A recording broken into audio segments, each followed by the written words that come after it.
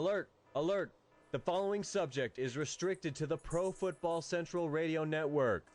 No Tim Tebow talk. Thank you. Time now for Falcons Central. Here's Aaron Freeman and Scott Carasik. Atlanta Falcons football is here once again. That's right. What's up? Black male, ATL. Welcome back to another edition of the Falcons Central podcast. I'm Scott Carasik, as always. We've also got Aaron Freeman here. Interesting week this week with OTAs, Aaron. We finally get to see a little bit of what Desmond Trufant's going to bring. You know, a couple things have come out. Seymour's waiting, teams waiting, contract situations for everybody for all the rookies is still just taking a while. Could just be that Nick Polk is just waiting for the right moment. Can't blame him. Okay. If a deal's going to get done when it gets done, it's not one of those, like, super important, let's push it as much as we can kind of things. I was going to say, if they see the absolute need to bring somebody in, they will do it. If somebody gets hurt, like if Babineau goes down, they're probably just going to cut him. You shut your mouth. You do not say those words ever again. I do not want to hear that. Babineau get hurt. Do not jinx it. I'm not trying to. I don't want him to get hurt because I like Johnny Babs. If he gets hurt, we might have seen his last game in that case. I think this is his last year as a Falcon. I would agree with you. It does not look promising for his future beyond 2013 as an Atlanta Falcon. It really doesn't. And that sucks. It does. It does. I'm going to miss him. Because he's the second longest tenured Falcon right now. Okay. Who's number one? Roddy White. Oh, okay. By about 2 hours. Okay. I was thinking Roddy White's the only person I can think of. And I was like, but okay. I see what you did there. Okay. Well, I mean, he is. No, you're right. Yeah, you were absolutely correct. Even though technically Roddy White held out at his first training camp, so. That's true. So if we go by signing date, maybe Babineau really is the longest running Falcon. That's where it's an argument. Yeah. Bro, we're splitting hairs. Yeah, we are. We're just bullshitting at this point. Yeah. But no, OTAs. I'm excited. You get to see some of the guys actually take a leadership role. You get to see how the offensive line is going to look. I've heard that even though right now it is not talking about Baker and Blaylock because those spots have been locked up for years. They're going to be locked up for another 3 or 4 years. That combination is I'm shocked and surprised that it's stuck together as well as it has last year, but they finally came into their own last year too because Baker finally quit being a horrible piece of shit and learned how to play football. Like, don't get me wrong, I like Sam Baker now. If we get the Sam Baker of 2012 for the next 5 years, I'm going to be a very happy Falcons fan. I'm with you on that. No, I mean, he wasn't the best left tackle in the league, but he was at least league average, which is what I said. I said if he can play at league average, I would take that because that's all we need from him. He's competent. I can say that about him for sure. And he didn't get a lot of chips this year when he was getting a bunch of them in years before. They were showing that they trusted him this year, which you're kind of like, but it worked. And now with Steven Jackson in the backfield, and you don't have to worry about, you can have a legitimate receiving threat out of the backfield every play. No matter which running back is back there, there is a legitimate receiving threat. Whether it's Quiz, whether it's Jackson, whether it's Snelling, they can all run, they can all block, they can all hit, they can all catch. So they can all do everything they need to do back there. Yep. And that makes them dangerous. The only one that can't do anything is Antone Smith. I think you're selling Antone Smith a little short, but okay, he can play special teams. But you know who else can play special teams? Ronnie Wingo. I think the one thing that Antone Smith could bring to the table is he could be pretty good on screens because he's quick. But that, it's not like it's, that's something that you can build a 8-year NFL career out of, but he's 4 years into a special teams career. So, yeah. Which is why I'm thinking this is the year that ends. I think Ronnie Wing. Well, because Wingo is bigger, he's faster, he's stronger, and he's just playing better. And I think he might actually beat him out this year. And no offense to Anton, thank you for your service, but I want a bigger, stronger, better, faster player on special teams than a 5'9", 190 guy who runs a 4.4.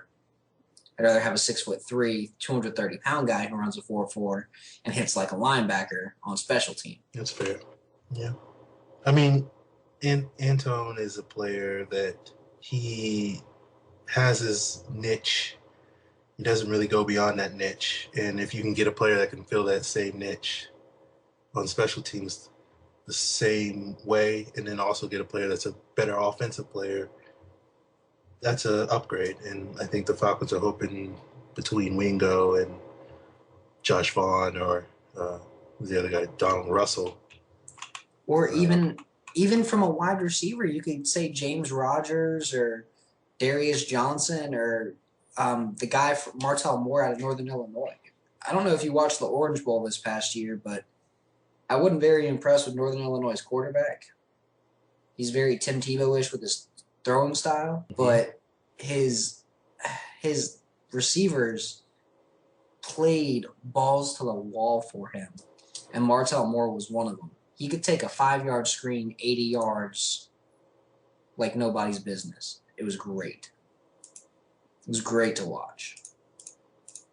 And that if he can do that in some preseason games, he might beat out, I realize this might be a little blasphemous, he might beat out Harry Douglas for the starting job at slot receiver. I don't think anybody's going to beat out Harry Douglas, even if they outplay him. I think the Falcons are pretty locked in on Harry Douglas being where he is and haven't really gone out of their way to bring in players that would challenge him for his spot. My boy Devin Aromashadu just got signed by another team. I think he could have challenged him for that spot, but unfortunately that won't be in the cards. I like Aromashadu, but give me Michael Jenkins back any day of the week. Okay. I'm not going to fight you on that one.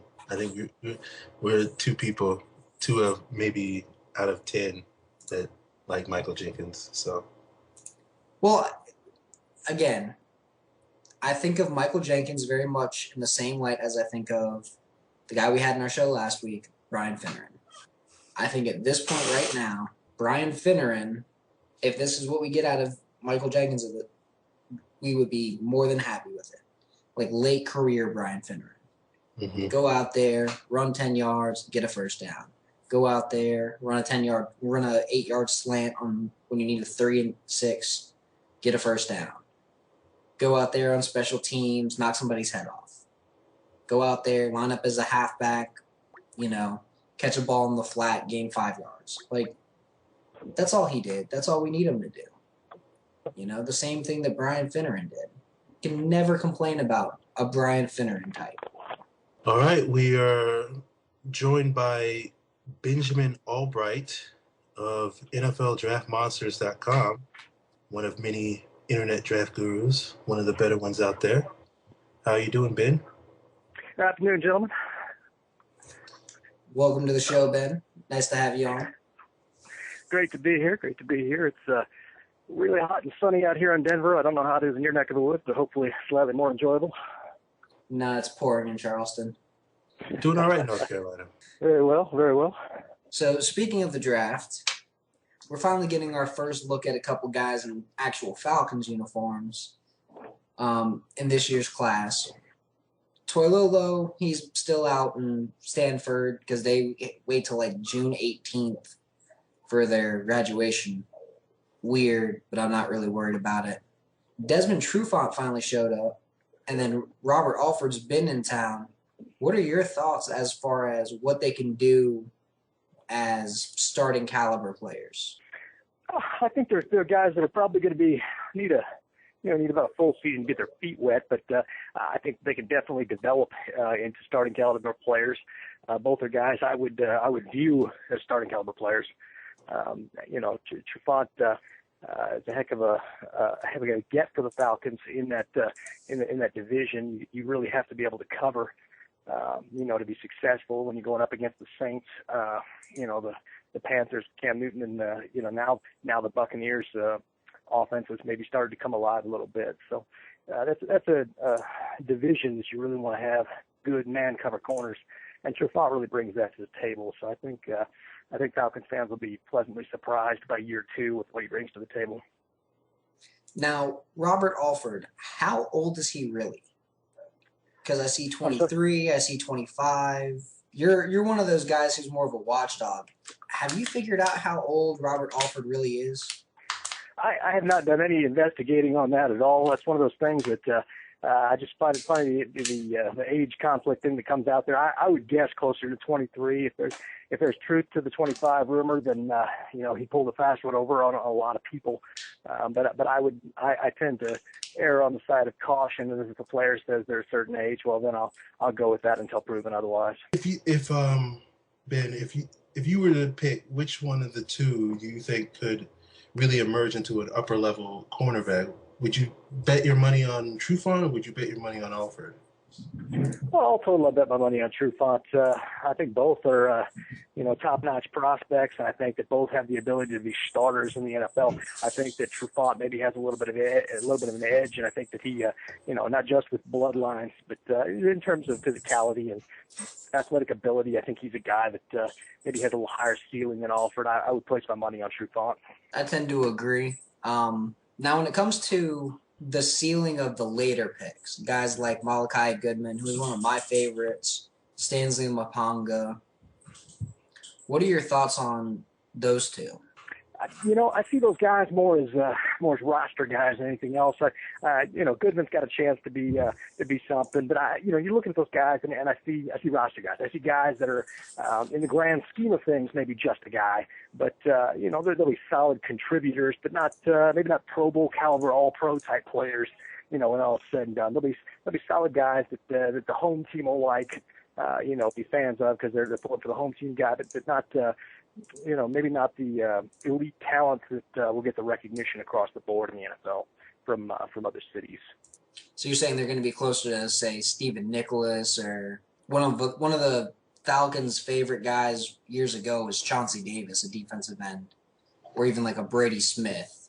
They won't be huge names, but Falcons fans will like them. Think they're good contributors. So. Right. To switch positions, I think the ceiling there is maybe like a Brian Finneran, a guy who comes in there and he's productive when he's in there, but he's not necessarily a household name. He's not that upper elite echelon talent type guy, but he's that guy that makes a name for himself in the city for being who he is as a role player. So basically, guys who football guys know, but guys who casual fans of other teams may not know at all. I think that's probably the best way to put it, actually. I think that's very succinct.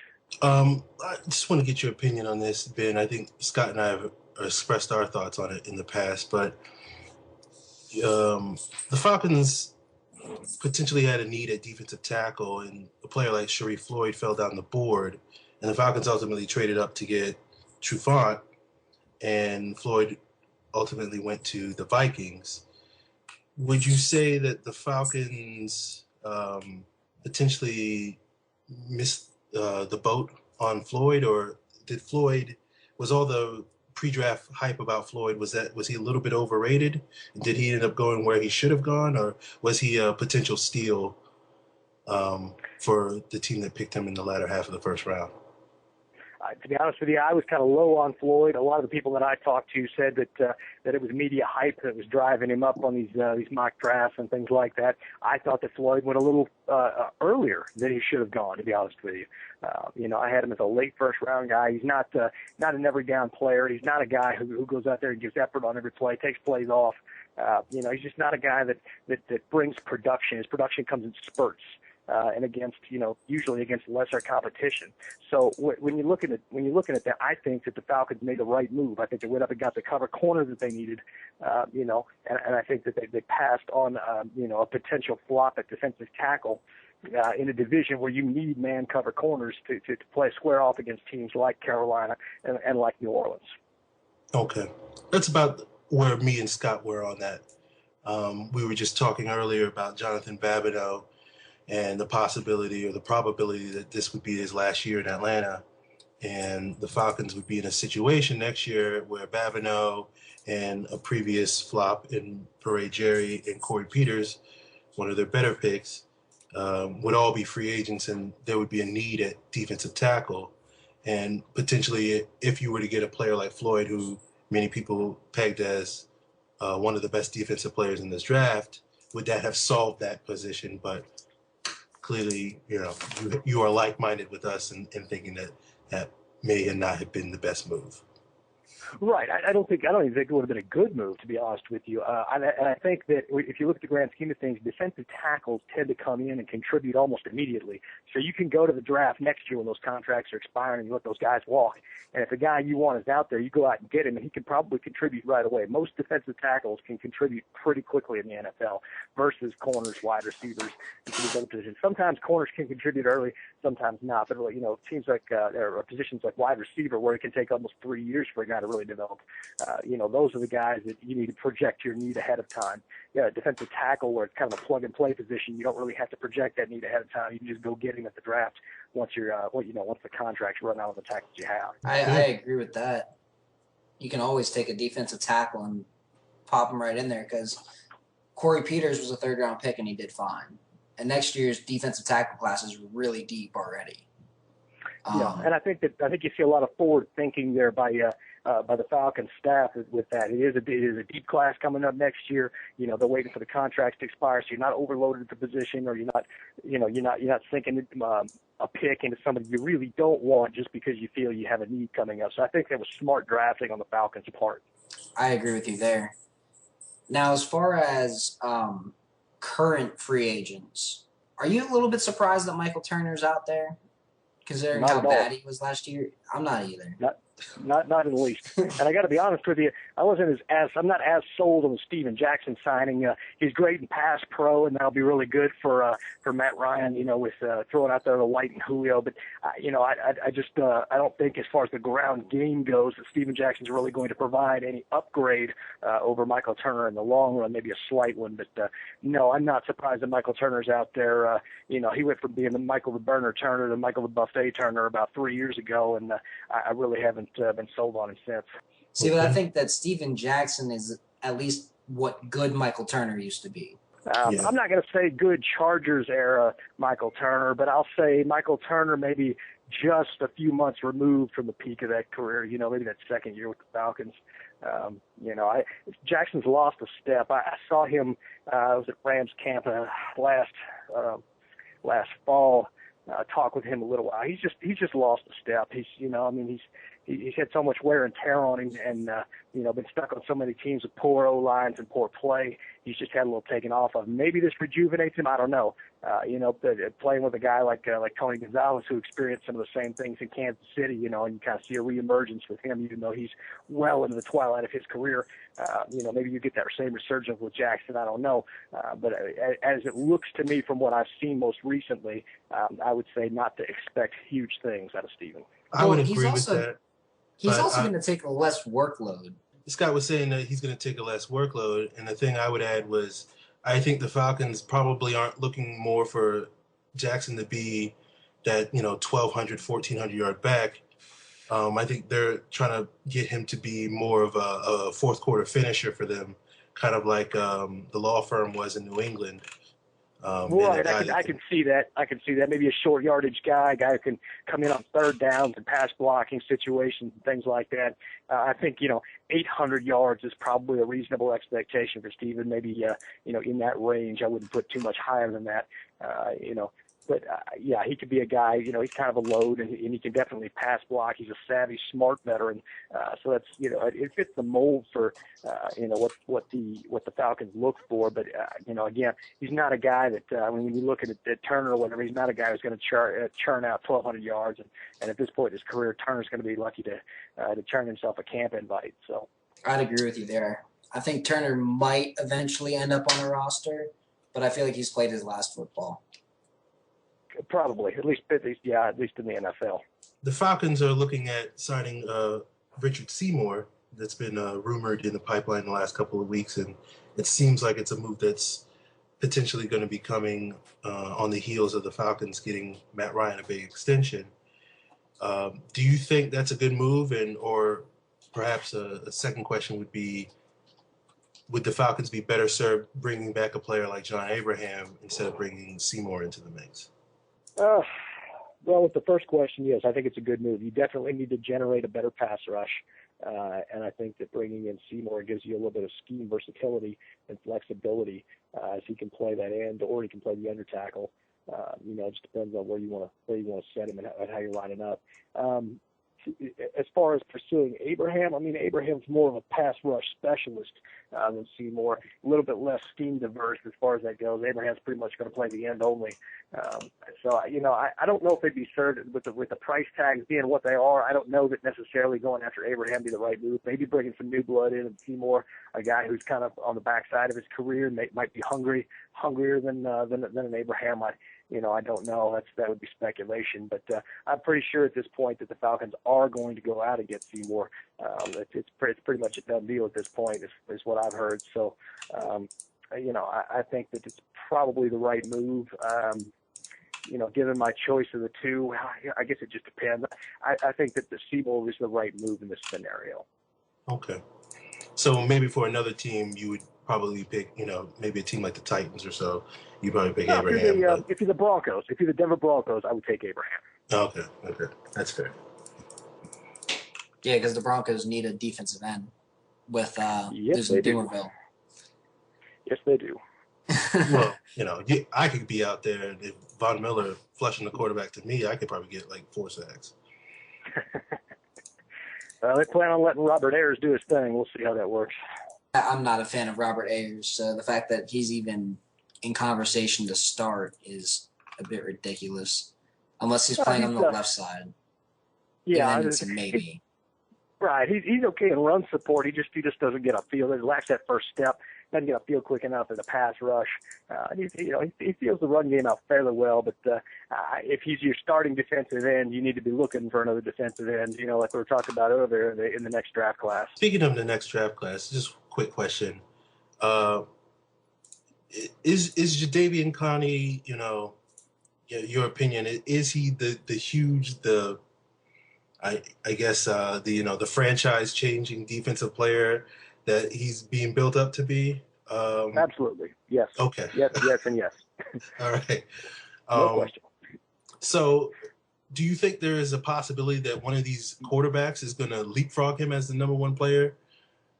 Do you see a scenario where someone like a Teddy Bridgewater or Logan Thomas or, dare I say, AJ McCarron, one of these players is good enough that a team that's a QB needy team, and typically the team that is picking first in the draft is a QB needy team, is going to, pass on Clowney for one of these quarterbacks? And would that be a worthwhile move?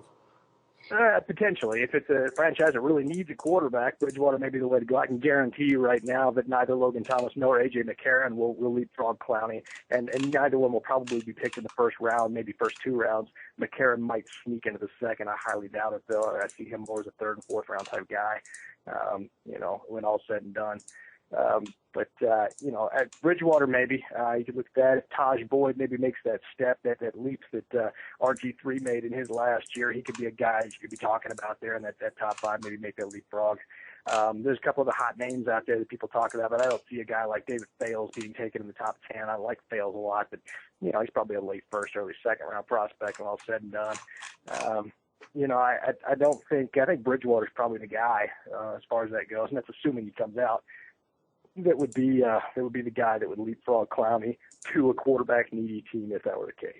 So I just curious where you're putting Clowney at. Is he like LT good? Is he like Julius Peppers? Where on the spectrum of freakish defensive players would you put him? I think putting him right in between those two is probably the best way to put it. I think he's you look at him, if he can stay healthy, he's a guy who's probably a 10 to 12 time Pro Bowler. Definitely a force to be reckoned with, a guy you have to game plan for specifically. The kind of guy that can maybe change your franchise as a cornerstone that line. The key is keeping him healthy and putting him next to a tackle, a space-eating defensive tackle. It's going to occupy blockers on the interior, so he gets matched up one-on-one on the outside with a tackle and can really be as dominant as he is physically getting around him. So that's going to be the key, is maybe putting him next to a Haloti Ngata type, a space eater, a guy who can occupy blockers, that really makes the best use of his talent, and it's going to free up a backer behind him if they want to blitz linebackers behind him. So, Clowney, I think he could be a real force in the NFL and a game changer for some franchise when he gets taken. So as crazy as that sounds, if you were, and this is going to be the final question for the night, if you were a team that needed a defensive end, you were drafting in the playoff range, would you do what Atlanta did and trade up 2 first rounds, a second round, and a couple of fourths to get Clowney? If I felt I was that piece away from the Super Bowl, absolutely. I would do what it takes to do now. Granted, it would depend on how old my franchise is, things like that, the depth of that I have at different positions and things like that. But I wouldn't hesitate to do it if I thought it's going to put my team in the Super Bowl. But the modern NFL is all about windows. You got a couple of year window to win it, and that's it. Then your team gets too old, contracts get prohibitive, players have got to go, you got to kind of rebuild a little bit. So I think that if he's the guy, I'm not going to mortgage the future of my team, necessarily, but if he's the guy that's going to put me in 2 Super Bowls, absolutely, I'm pulling the trigger on it. I have to agree with you there. Dude's a beast. Probably one of my favorite defensive players in the past 10 years. He's what I think Reggie White probably looked like in college. Right. That was Bruce Smith, those kind of guys, yeah. That was before I was even born. So. I was just going to say, folks can find you on Twitter at NFL Draft Monsters. Is that correct? Singular, at NFL Draft Monster, although that's probably going to be changing fairly soon. And they can find me on the website, NFLDraftMonsters.com, although that'll be changing fairly soon also. That was Mr. Benjamin Albright, NFLDraftMonster.com. I have to agree with him about Clowney. Clowney's just a monster. Just absolutely one of my favorite players in this coming draft, if he declares. Yeah. Now, he probably is going to declare, but I always say if he declares, because sometimes they don't. For whatever reason, injury, whatever, they won't declare. But if he declares, I don't see an issue. I see him going top 2, top 3. Yeah, I was just going to say, I just like getting people's assessments on it with Clowney, just because, we've had some recent defensive ends that were highly rated going into their final college years, such as Quentin Coples, such as Mario Williams, who didn't have the greatest last year at their respective schools. Of course, Mario Williams wound up going number 1. Coples fell in the draft a little bit than what he was projected to going into that year. And just curious to see where, people put Clowney. Is he like on a different, stratosphere? And I think the general consensus is that he is. And it's just interesting to see where people fall on that assessment. I mean, he's the best pass rusher to come out in probably 8 to 10 years. I mean, there hasn't been a guy like Jadeveon Clowney since Julius Peppers. Mm-hmm. Like he's that good. The issue that Peppers has is the same one that Clowney has. He's not a leader by any means. And if a team tries to force him into being a leader, it's just not going to work out for them, and he's going to end up leaving. Had Peppers not been tried to be, had the Panthers not tried to force Peppers into a leadership role, he would still be there right now. Mm-hmm. Charles Johnson might not be, But Peppers would still be there right now. You know, one of those leader types that you're talking about, and he was a player I was particularly high on back when he came out, was Chris Long, UVA. He was an '08 draft pick, same year as Matt Ryan. And he was actually, that year, he was the number one player I had on my board because I saw him becoming a Michael Strahan type, that type of player that could be both a top pass rusher and he could be, you know, the face of your defense, the leader of your defense.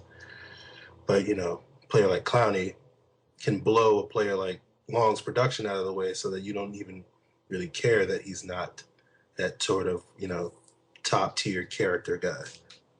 Well, the thing is, Clowney is a top tier character guy. Yeah, I don't mean that character as in like he's a bad off the field guy. I mean like in the sense of, you know, he's that face of your franchise, you know, and accepts that type of role, type of guy.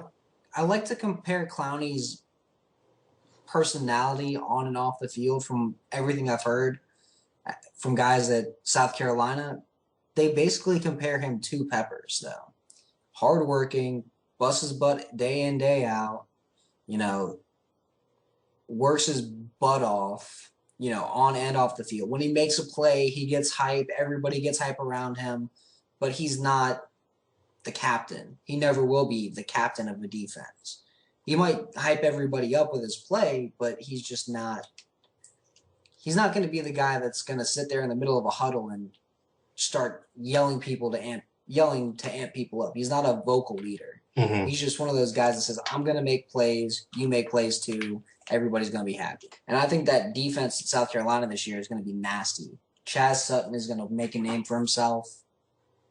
I mean, I realize I live here, but and I see them every week.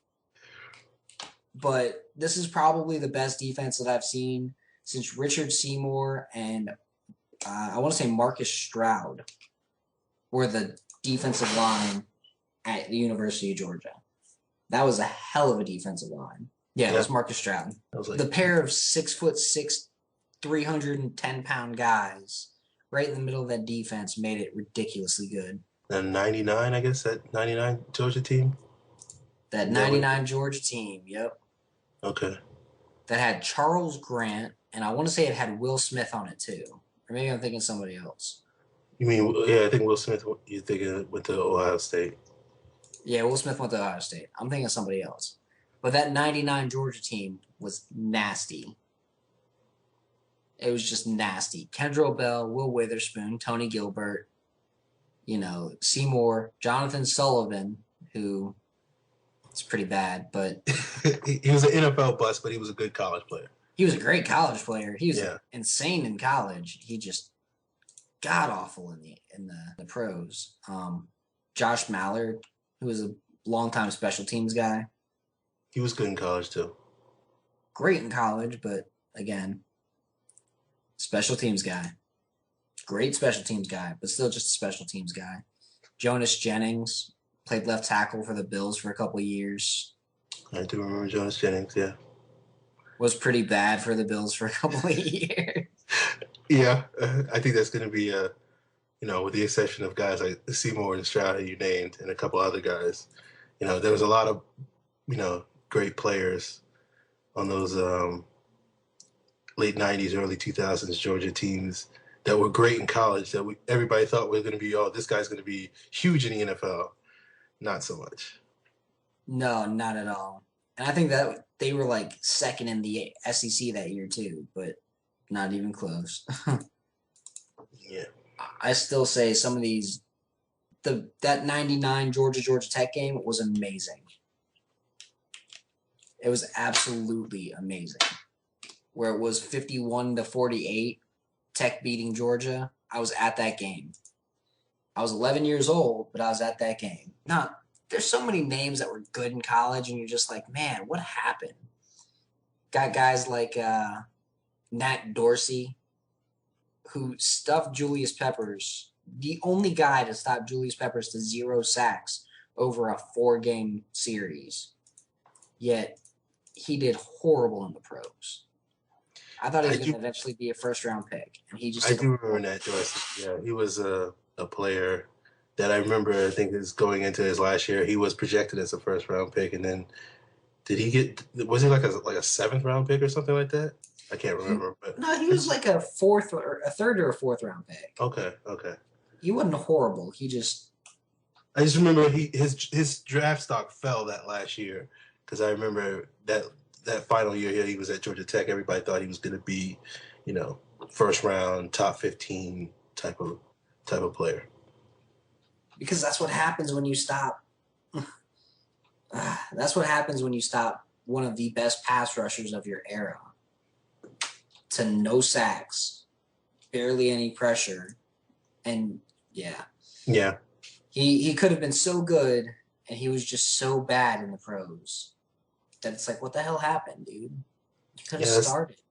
That's the fascinating thing, about that transition from college to NFL. There will be plenty of players that were great college football players that will not be able to make that transition to the next level. And there'll be plenty of players that you're like, that guy, he was a career underachiever in college.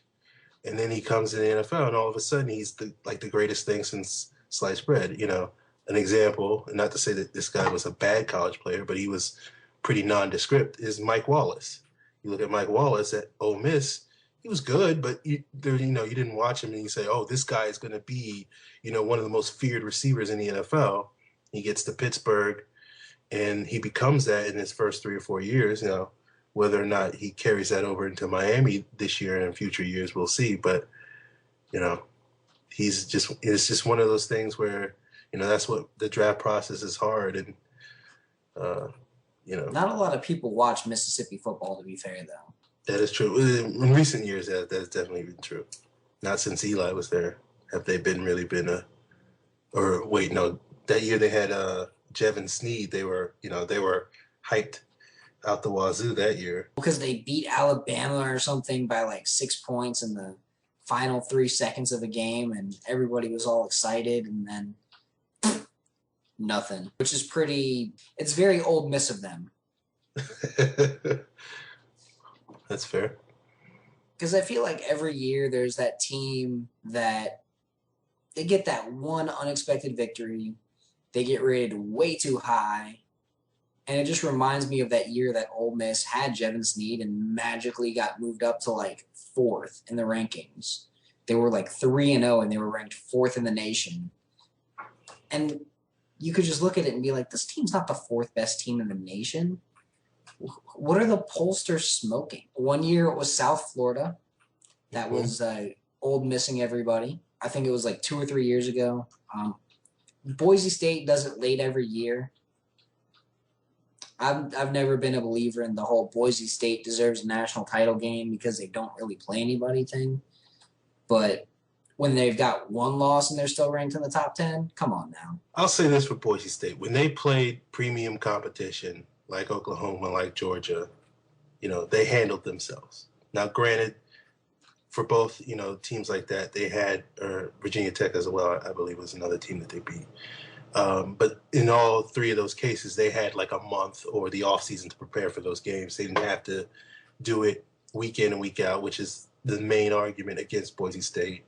That, yeah, sure, if they're playing a team like Oklahoma in a bowl game or they're opening the season against Virginia Tech or Georgia, they'll be okay. But, doing it in the middle of November, back-to-back, is not something that they could do. But, I was a Boise State backer. I just wanted the chance to see them go up against a powerhouse, similar to Utah when they upset Alabama. Granted, Alabama, didn't want to play in that game, but I do like seeing the Cinderella teams. That Alabama team did not want to play in that game at all. Yeah. That Alabama team that showed up to that game was just like, what are we doing here? Why are we playing Utah? Oh, and then the Oklahoma team that got beat by the Statue of Liberty. Who runs the Statue of Liberty play? I mean, seriously, who runs the Statue of Liberty play in like the last 2 seconds of a game? It was the coolest and weirdest thing I've ever seen in my football watching life. Like, seriously, just Boise State. Oh, here you go, Ian Johnson. Boom. Ran it off. All right, we are now joined by Anthony Becht, 11-year NFL pro tight end, played with the New York Jets. I think Falcon fans probably remember him in his days in Tampa Bay, where he was blocking the likes of John Abraham and Patrick Kearney. How you doing, Anthony? I'm doing well, guys. How are you? Doing pretty good. The question I have for you, Anthony, is you played a long time in the NFL. I think it's fair to say you made your bones as a blocking tight end for a big chunk of your career, as people would have labeled you. We've seen now in recent years with, I guess people have been calling the evolution of the tight end process with, seeing players more like Jimmy Graham and, a guy like Tony Gonzalez obviously has been doing it for a long time, and Antonio Gates and Rob Gronkowski, and seeing the tight end position morph into where teams are looking more for dynamic athletes to play that position. Do you still think there's room for players like yourself or Reggie Kelly or Christian Fourier, players that were able to have long, extensive careers as blockers, particularly in the latter half of their careers? Do you think there's a market for these guys, or is that kind of being phased out of the league? Well, when I look at it, there is a market for a certain niche of teams. There's 5 or 6 teams that need that element at the tight end position if they can find it. I think that with the evolution of the tight ends and those athletic tight ends, longer, leaner guys can stretch the field. Those guys, they come and go right now in the league, and they're a little bit of a dime a dozen. Now you have the guys that excel, the Jimmy Grahams, like you said, the Gronkowskis, the guys that stand out. But, for those guys, some of the guys that, maybe last 5 or 6 years from a pass catching standpoint, if they can adapt themselves, and that's what I did as a tight end. I was able to adapt myself into and transition to a good blocker where it extended my career. And if those guys, want to extend their careers and go another 3-4 seasons, I definitely, they have the ability, obviously, you could catch because, coming into my 6th year, I was considered a guy that could catch the ball.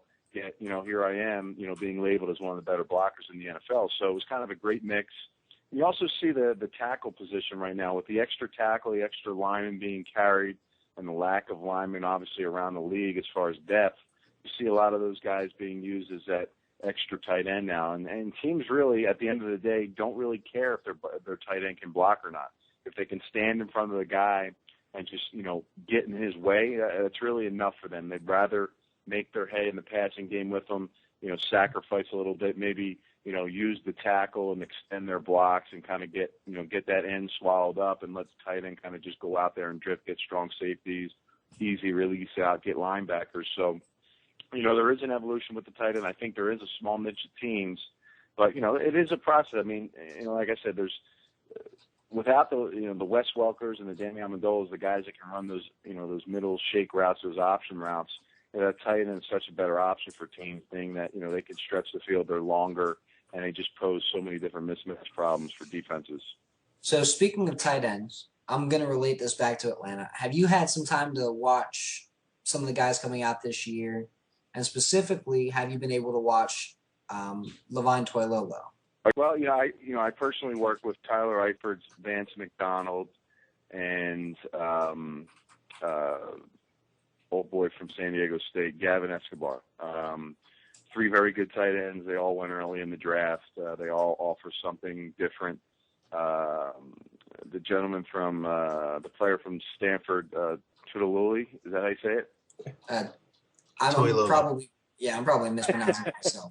But. Yeah, well, either way, yeah, I've seen him play. I saw several games of him actually when I was watching Zach Ertz. I was able to watch several of his plays, and he's a guy that was able to stay on the field. Zach Ertz at Stanford was a guy that really wasn't able to stay on the field a lot of the plays because he was really a guy that kind of was hurt the teams from a blocking standpoint, and Lilly was able to stay in the game and do a lot of things for them. He's a tall, lanky guy, 6'8", got some good weight onto him. He shows physicality.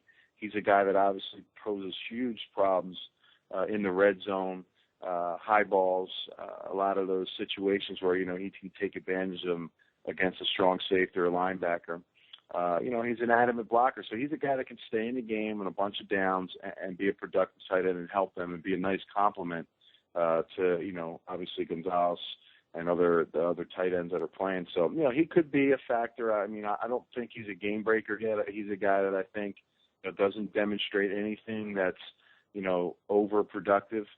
He's going to have to develop. He gets to work with one of the better tight ends, obviously, in the league and one of the best all time. So hopefully he can gather and absorb information and get himself prepared so that when Tony leaves, whether that be next year or the year after, he's prepared to maybe step into that role and be a dominant factor in the offense. And on that tick, you said you worked with Eifert and McDonald and Escobar. Where do you think some of these guys' NFL potential is going to be? Are some of these guys going to develop into these elite, athletic tight end, pass catching tight ends, or or some of their games more geared to becoming blockers? Yeah, you know what? I don't think any of them are going to be dominant blockers. I think if I had to pick one, Vance McDonald, he's 268, strong, muscular guy. When I first saw him, I didn't really think he'd be very fluent or, he'd be a little more stiff, but he really wasn't. The guy ran well, strong as hell, very raw at, technique to block, but when he puts his hands on it, I could feel the power that he has. So he's one of those guys that has a lot of upside. And being in that San Francisco offense, and learning from the tight ends there and what Harbaugh has been able to do, he might have a good chance of really developing and being a strong player as far as, with them losing Delaney Walker and him possibly filling that role. Gavin Escobar, to me, he's more of a, pure pass-catching tight end. Caught a lot of balls, did a lot of good things in the red zone. He's got a little bit of a thin upper body. I don't think he's ever going to really come around early in his career as far as a blocker, but he shows signs that he wants to do it and, is willing to work. And he actually probably got the best technique-wise over that time that I worked with him. I think the most complete tight end, obviously, coming out of the draft, and I think, it showed. And when he got drafted in the first round was Tyler Eifert. Smart kid, willing to learn. Works hard, can do everything well, catches the ball very fluent, turning up the field when he catches balls into his routes. And he's a decent blocker, and he can be moved around in different positions. He can be a hybrid. He can come into the backfield. He can split out to the slot position, and he can play inline tight end and show signs of, being a guy that wants to block. I think he can develop. I think he can carry some more weight. He's probably about 252. He could probably carry 265, and if he gets there slowly and gets his strength and moves up into that progression, that he can be the best all-around guy. I actually thought that he would be a very good draft pick for the Atlanta Falcons as far as a guy that could come in, learn quickly, wouldn't be a problem on that standpoint, and really get a lot out of what Tony Gonzalez would have to offer being there. But they filled some other needs which they needed, and didn't go that route until later in the draft. But I think he's going to probably live up to expectations and be one of those guys that can change games. I would agree with you on your assessment of Eifert, and I was a big fan of Eifert at Notre Dame. I agree with you that I thought he would have been a great pick for the Falcons because defenses would have been keying on Tony Gonzalez for obvious reasons. And as you mentioned, with Eifert being versatile, you could kind of move him around the offense and try to present ideal matchups and try to take advantage of that, similar to how the Patriots use a tight end like Aaron Hernandez in comparison to Gronkowski. I mean, I'm a big fan of Eifert, don't get me wrong, but I actually had him as my second best tight end this year. I liked Travis Kelce better, and maybe it's because I believe that a tight end should know how to block. That's one of my big things. I'm sure you agree with me, Anthony. No, yeah, he had a lot of good tape. I mean, I watched him his bowl game against Duke, and he really had a huge day receiving. It really wasn't his forte. He showed great speed, breakaway speed when he caught the ball. He had some nice long catches in that game. And, he's a good blocker, probably the best blocker that came out. Very well-rounded. Very rarely do you have a tight end that comes out that can do both things pretty decent. Now, I wouldn't say he does any of those things great, but when, as far as being ready for that jump to the next level and being able to compete and do those things at that caliber, think that he's the most well-rounded tight end that came out. Still a little bit, as far as the competition he played against, the type of players, he was blocking and things of that nature. But he definitely made plays. He made a presence in the blocking game, and he's definitely the most well-rounded, I think, overall. That doesn't over-examine any of his skill levels, but he's very solid across the board in what he brings to the table. Just to switch gears a little bit, you were drafted in the first round by the Jets in 2000, am I correct? Yep. And you came in the same draft class as Mr. John Abraham, who Falcon fans are very familiar with. Are you a little surprised that a player of John Abraham's caliber is still out there and available in free agency? Guys, listen, Father Time obviously catches up with all of us. I mean, he had a stellar year last year, 10 sacks, but if you break it down, he wasn't very productive on the road. Most of the sacks came on the turf. I worry about that. Obviously, teams look at that sometimes as, when they on the grass, as far as, getting some of that production on the grass and on the road, that's going to be important for teams moving forward. In my opinion, I don't know if O.C. Omenure is a better player than him all around as far as run game and pass rush. But he is a younger guy. Get a little more juice out of him in the long term. I think John Abraham could find a home. One thing I worry about John is, I think he needs to go to a good team to keep his motor running. If he goes somewhere, say like a Tennessee or a place that, isn't really maybe going to be in the hunt, I worry about the drive as players and what they're trying, want to accomplish. I look at Dwight Freeney going to San Diego. Decent location. I thought maybe there were some other teams that maybe he could have went to or waited a little bit, but they gave him good money, took the opportunity. John's got an opportunity to wait. I think there's going to be some teams in play that are going to need a pass rusher. If he stays in shape, he's going to get you 8 to 10 sacks, and that's a lot of production, whether it's home or away. I just think the Falcons, we're just looking to go a little younger, a different direction. I think they maximize what they need to get out of John over his tenure in Atlanta. He had a great run. And, if you get a little younger at the position and still have that pass rusher there, like with O.C., they feel that maybe collectively, they get a little more long-term out of some of those guys, where John is kind of, probably peaked out on his way down, even though he had such a productive season last year. I tend to agree with that. I feel like there is that point where your body just won't do it anymore. And I feel like that point was last year for Abraham. He did have 10 sacks, but I feel like 6 of them came in the span of 2 games.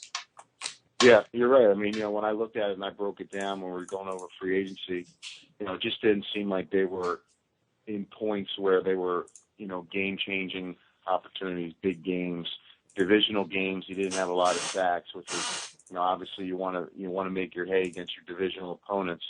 So, I think Thomas Dimitroff, he looks at that, and the good GMs and the good personnel guys, they got to foresee, the future a little bit. They got to say, all right, did we get the most tread on our tires? And, what else can we bring in to kind of, get that tread back? And I think they just wanted to go a little younger, still bring in a guy that, still has that experience and that veteran presence.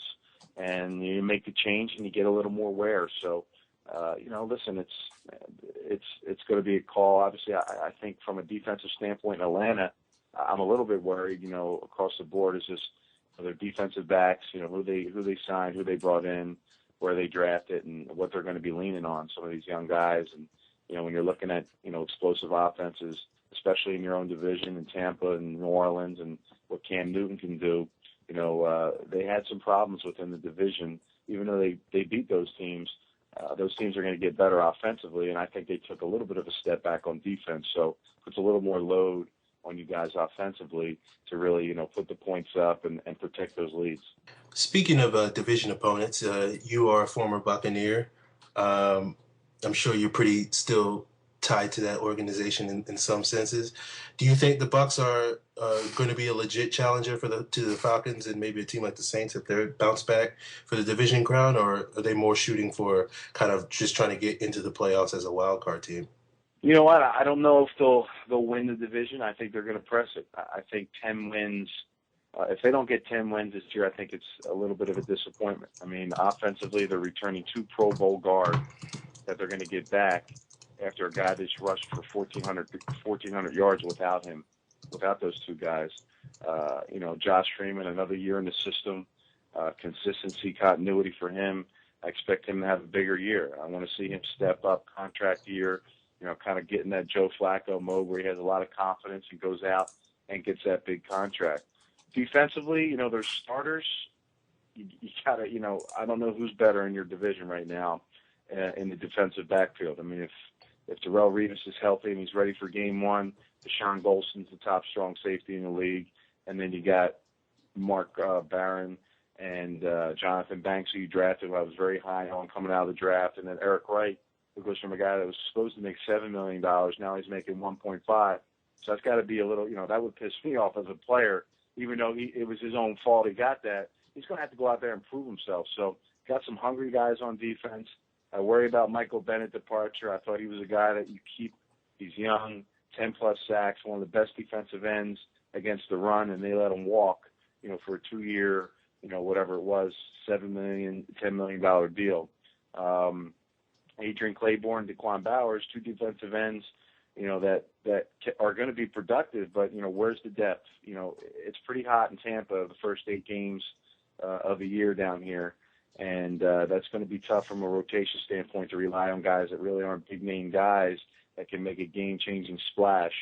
Maybe John Abraham looks at that as an opportunity to maybe come in Tampa if they're looking for a veteran presence or a guy that kind of fill in those voids. You have Gerald McCoy, and they lose the defensive tackle Price. So Roy Miller. So I think from a standpoint of just their starters being healthy and being out there and playing really ups their chances of making their presence felt in the division. And offensively, I think they got a great chance of being one of the dominating offenses in the division. I mean, you look at their offensive line, and it starts there. I don't know who's better, and they're very physical, and they get those guys, Carl Nix and Davin Joseph, back healthy. I mean, it's going to be tough with Donald Penn on the edge and a good center and an adequate right tackle that, is going to have a Pro Bowl guard next to him. Their offense should be better. I don't disagree with you there, but it all hinges on Josh Freeman. So do you think Freeman finally takes that next step to be this great quarterback that he has the potential to be? Well, I think it's time. He is 24 years old, guys, and I'm not making any excuses for him, but he's developing. He's still growing within the system. He's been in several systems since he's been there, and he's getting a little continuity this year. I think that's huge. He's got to be better with his completion percentage. That's got to raise several points. I want to get him in the upper 60s. This season, and that will be a huge jump for him. I mean, that'd be something he hasn't done in his career. He was pretty efficient throughout the season last year, except for 2 games where he threw 8 interceptions. So you take those 2 games out, what they did and how they started. You bring the 2 Pro Bowl guards in, gives them a little more time. I hope that he steps up and does it. I think he will. I think he's a franchise guy. I think he's a guy that, if he can, have more confidence and ability to make those plays and the type of receivers that we have, he's got a shot. So I do believe that, he can do it. I think he's going to have a strong year, and he's going to lead this team and make this a team push for the division. Anthony, I understand you have a football camp upcoming. You want to talk a little bit about that? Absolutely, yeah. And I have actually 2 football camps that I do. One, the first one's June 18th, 19th, and 20th. It's at Land O'Lakes High School in Tampa, in the Tampa Bay area. It's for kids 1st through 8th grade. It's a very fun, learning, instructional, non-contact camp.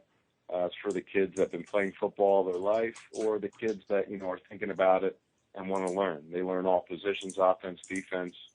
We have great sponsors. It's a day camp. They get lunch, drinks, everything. From the time they walk in, it's all taken care of. They just need to be dropped off. And we have some great Tampa Bay Buccaneers and some other NFL players coming in to work with these kids, talk to them at lunchtime, give them some motivational speeches. And if anybody's listening to this in the Tampa Bay area, you have friends or family in the Tampa Bay area, just go to Anthony Becht, BECHT, footballcamp.com. Got some great videos, great descriptions of what we're doing down there, and some of the players in the past. And then, you got any Philly listeners, I got my Philadelphia camp. You know, I'm born and raised up there and went to high school up there, played high school ball, and that's July 1st through the 3rd of this year. And again, we'll have some great players up there. Tyler Eifert's coming into town. Luke Pettigrew and a bunch of other my guys will be up there. We'll have eight or nine NFL guys coming through town. So it'll be a great event, and you can check that camp out too on the website. It's Anthony Becht, footballcamp.com, and there's still spots available. We have great turnouts, and it's going to be a good time. Okay, sounds great.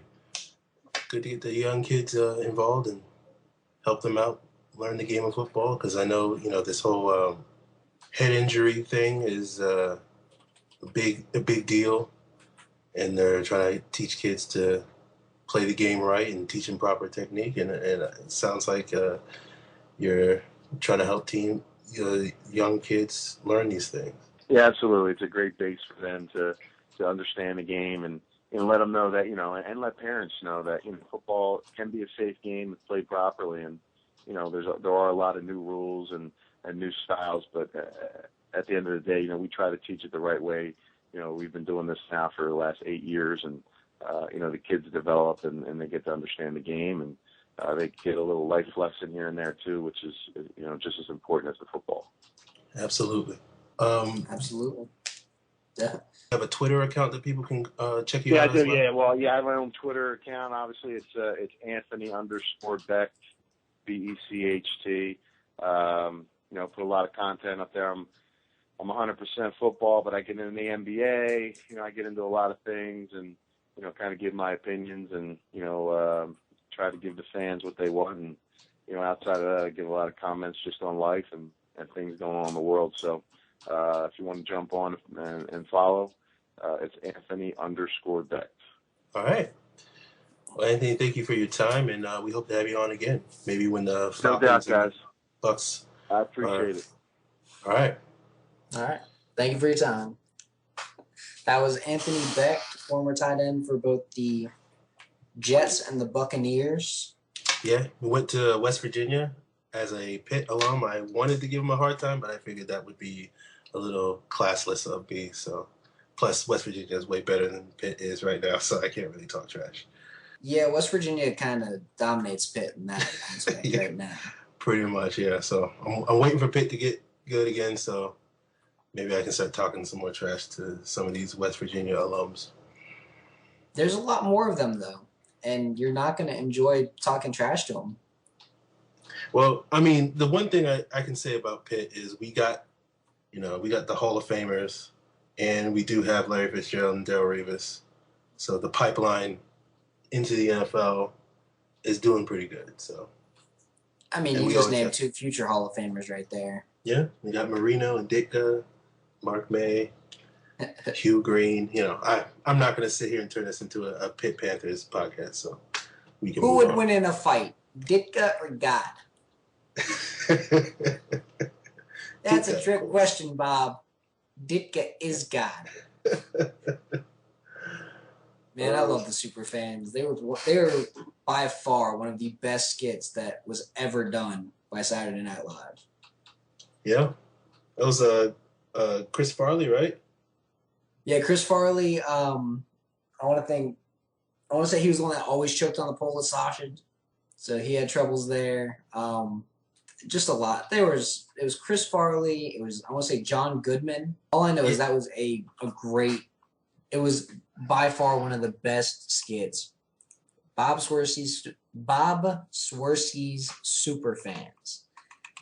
And one of the best ones they ever did was when the Bulls were on, and they were all thinking in their head, da Bulls, da Bulls, da Bulls, da Bears.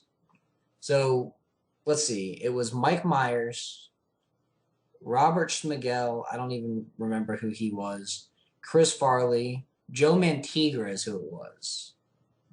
But John Goodman was later on it.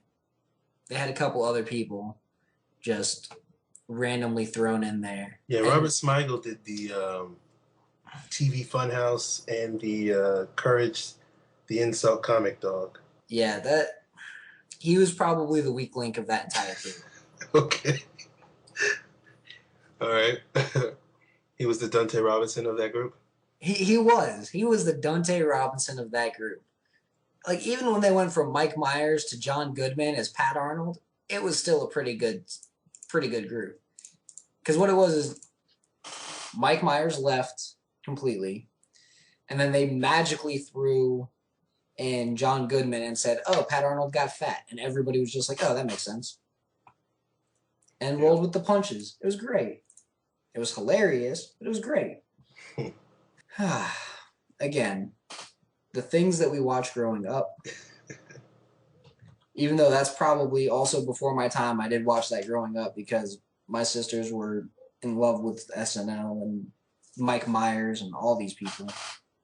Yeah, I do remember SNL back in those days. I remember going to friends' birthday parties and having sleepovers and stuff.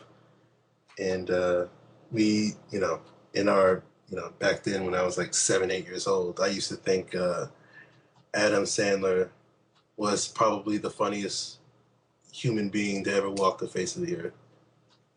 There was a time when I thought that as well, and then Happy Gilmore turned 10. Yeah. He made Click and Chuck and Larry, and you're just like, you lost it, dude. You're done. Yeah. That's about the time for me as well when it was kind of like, okay, moving on. Yeah, it's like we're at that point where love you, dude, but come on, man, you've overstayed your welcome. Yeah.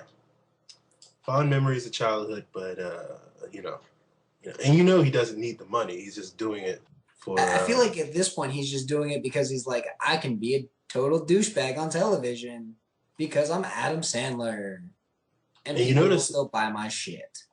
You notice in all his movies now, he's always got some beautiful woman that he can make out with.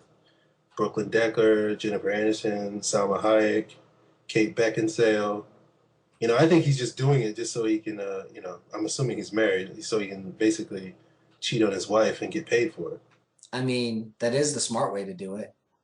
Yeah. Not that I condone cheating on your wife, but with, those types of women. If you're going to do it, at least do it with somebody who can be considered a free pass for somebody. Aim for the top. Like for me, if I ever get married, I would still put in the whole free pass with Scarlett Johansson. Of course. That one completely unrealistic, but if it ever magically happened, I'm not going to complain kind of thing. Absolutely. And both sides get it. Women, I don't know, Ryan Gosling or whoever the new dude is, whatever. Pretty much. I don't know. I don't know. I don't pay attention to that stuff. Okay. All right. Okay, maybe. Okay. Let's move on. All right. Yes, we definitely move on. All right. Let's wrap up on some Falcons. Defensive end is actually going to be a battle from what Knox Bardine has been telling me because he's at camp right now. All right! Which is good. Hopefully we have a guy scream that after hitting Drew Brees this year. And hopefully that guy's Malachi Goodman. He basically said that the left end is going to be competed for by Goodman and Bierman. The right end is going to be Massaquoi and Umenora. But don't pencil Umenora in as the starter. He actually has to compete for the role. Interesting. And don't be surprised if Massaquoi earns a lot of time as a pass rusher. He said that there's one set that they're working with where it's essentially 3 defensive ends, 2 defensive ends, 2 linebackers, and 2 defensive tackles on the field. But it's like Bierman, Massaquoi, and Umenora, and they just mash it up. Sounds good. And then the 2 tackles are just a pair of guys sitting in 3-tech. Corey Peters. And I know you say you don't like Corey Peters as a 3-tech, but that's what he's doing. You got Corey Peters, and then you got John Babineau. I don't mind Peters as a 3-tech, in terms of specific sub packages, if you want to call it that. But I just saying I don't know if he's the 3-tech that's a long-term solution if and when Babineau is gone from the team. He's going to fill those shoes, I guess I should say. I'll agree with you there. He probably isn't that guy for when Babineau leaves, but he probably is still a long-term guy that will be on the Falcons until he's probably 35. And he's 25 right now. I don't disagree with that. I think he's a good player. I just pump the brakes when people start putting him as in the guy that can replace Babineau and be the sort of player that Babineau has been the last 5 or so years. That's all. I like Corey Peters. I know people think I don't, but I do. I think he's a good player. Yes, he is definitely a good player. That's all I've got for the week. I just wanted to bring that up because defensive end actually did look like a camp battle, kind of an enjoyable one. And that 2-5 package is one that I've been wanting them to do for the past year. One thing I would add along the same lines as that, we heard Mike Nolan, Falcons intrepid defensive coordinator, prior to last season talk about he preferred defense that has 10 3-sack guys as opposed to a defense that has 3 10-sack guys. And I think what he said was 10 4-sack guys, because that's 40 sacks, and 40 sacks puts you in the top 5. Okay. He wants that quarterback to get crushed, not sometimes hit. Well, the point I was getting to was just saying that I do think the Falcons, there are questions of whether the Falcons have that one guy who you can trust in those third down and 3rd and 8 against the Saints. He's going to get to the quarterback. That's a legit concern now to John Abraham, because he's traditionally filled that role, and without him, it's a question mark. We're assuming OC's going to be that guy, but I do think the interesting thing is with the Falcons' depth in their rotation, I do think they do mirror more that style of defense that Nolan was talking about, which is not any, a handful of really good pass rushers, but a bunch of good, solid pass rushers that maybe, they take turns pressuring the quarterback, which is something that the Falcons were missing last year, which we were hoping that, someone like Ray Edwards would be, which all the downs where players like Peters and Babineau and Abraham and Bierman were getting pressured, maybe, Edwards would occasionally get some pressure. That didn't come to fruition. Hopefully guys like Massaquoi, Bierman, Peters, I was about to say Jerry, but did I check myself? Robertson, Seymour, Mapanga, Goodman, Matthews, etc., can be those types of players that they may not be, the one guy who's going to take over a game, but, they can contribute here and there, and that adds up to being a more productive pass rush. I agree. When you get a better pass rush from everybody, overall team, let's put it this way. If we want to see impact from Trufant, and we want to see impact from Alford, and we want to see impact from the defensive backs again, that pass rush is going to come.